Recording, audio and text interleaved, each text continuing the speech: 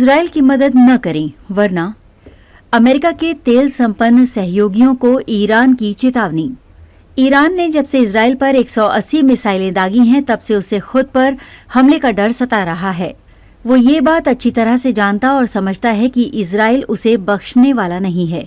ये बात खुद पीएम बेंजामिन नेतन्याहू भी कह चुके हैं। यही वजह है कि ईरान को हमले का डर सता रहा है। ईरान इजराइल की ताकत से भी अनजान नहीं है, इसलिए अब ईरान ने अपने अरब पड़ोसियों और खाड़ी में अमेरिकी सहयोगियों को कड़ी चेतावनी जारी कर दी है। उसका कहना है कि अगर ईरान पर हमला होता है और किसी ने भी इजराइल की मदद की तो उन पर गंभीर जवाबी कार्रवाई की जाएगी।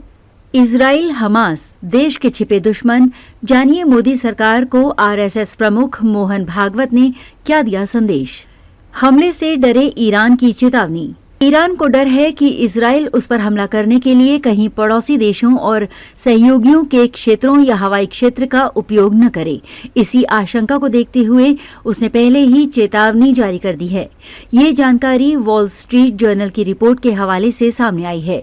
इस रिपोर्ट में दावा किया गया है कि ईरान ने ये चेतावनी सऊदी अरब, संयुक्त अरब अमीरात, जॉर्डन और कतर जैसे तेल समृद्ध राज्यों को लक्षित करते हुए गुप्त राजनयिक चैनलों के जरिए दी है। ये सभी अमेरिकी सैन्य बलों की मेजबानी करते हैं।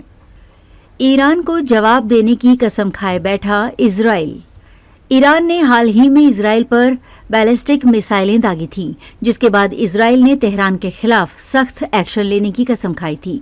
हमले से गुस्साए इजरायली अधिकारियों ने ईरान के परमाणु या तेल बुनियादी ढांचे पर जवाबी हमले का इशारा दिया है। उनको लगता है कि ईरान को निशाना बनाने के लिए इससे बेहतर कुछ और हो ही नहीं सकता। हालांकि ईरान ने भी जवाबी हमला करने की बात कही थी। इससे इजराइल के नागरिक बुनियादी ढांचे के साथ साथ अरब राज्यों को भी खतरा है जो उनकी मदद कर सकते हैं। ईरान की धमकी से डरे अरब देश। वॉल जर्नल स्ट्रीट के मुताबिक इन देशों ने बाइडेन प्रशासन से कहा है कि ईरान के खिलाफ हमलों में उनके सैन्य बुनियादी ढांचे या हवाई क्षेत्र का उपयोग करने से उनके लिए मुसीबत खड़ी हो सकती है। इन ऊर्जा संपन्न खाड़ी देशों के अधिकारियों को डर है कि उनकी तेल सुविधाओं को बढ़ती दुश्मनी का खामियाजा भुगतना पड़ सकता है।